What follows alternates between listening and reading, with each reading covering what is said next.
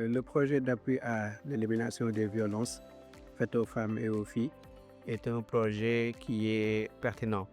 Alors, nous pensons que c'est un projet qui vient à son heure et le choix de la région de Kédougou est un choix très pertinent dans la mesure où cette problématique est présente. Et la pertinence se justifie également par la position géographique de la région, qui est une région carrefour, donc frontalière au Mali et à la Guinée. Donc, le fait que le projet choisisse la région de Kédougou parmi cette zone qui vont bénéficier de sa mise en œuvre est un choix très pertinent dans la mesure où la problématique est existante. Les facteurs de multiplication de ce phénomène-là sont présents également. Donc, nous ne pouvons que saluer à sa juste valeur ce projet.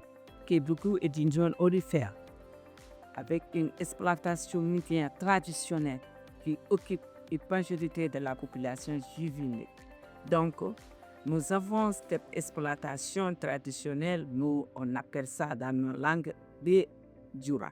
Et à ce niveau des Djoura, je veux dire avec cette multitude de nationalités, avec une pauvreté presque de la population, ici ça fait beaucoup de violence, avec toute forme de violence, des violences physiques, des violences économiques, des violences surtout sexuelles, qu'ici que connaissent cette population juvénile.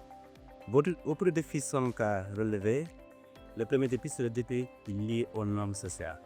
Nous vivons dans la région de Kédougou, dans les communautés très discriminatoires, avec des normes sociales très discriminatoires, donc qui ne laissent pas la femme assez de liberté, assez de possibilités pour développer des actes hégémoniques. En tout cas, à ce niveau-là, il y aura beaucoup d'efforts à faire. D'autres défis également, c'est le défi de la dénonciation et le défi de l'autre de la justice. Donc, les femmes ne sont pas très promptes souvent à utiliser le recours de la justice parce que si vous le faites demain, vous serez stigmatisé, vous êtes indexé, on vous rappellera, ok, prends ton mari et il n'y active pas. Donc, on vous le rappellera tout le temps et on le rappellera même à votre relation.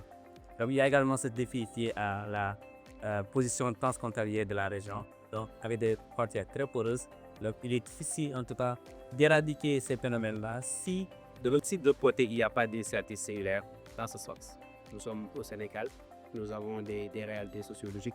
Il existe des pratiques qui ne sont pas forcément entendues comme étant des violences faites aux femmes ou des violences faites aux filles dans certaines zones, mais il faudrait que le projet puisse trouver le moyen d'axer sa communication dans la compréhension de ces éléments-là. C'est-à-dire que la définition des termes ou bien l'identification des différents axes d'intervention va se faire en parfaite intelligence avec les réalités culturelles qui sont trouvées dans la zone d'intervention. La sensibilisation, je crois qu'elle est essentielle d'abord. Il faut les sensibiliser. Autant dire que les filles soient alphabétisées, ça c'est un long processus, mais la sensibilisation, elle pourrait remettre en question beaucoup de choses. Impliquer les filles, mais également d'aller en profondeur, d'avoir un perspective communautaire.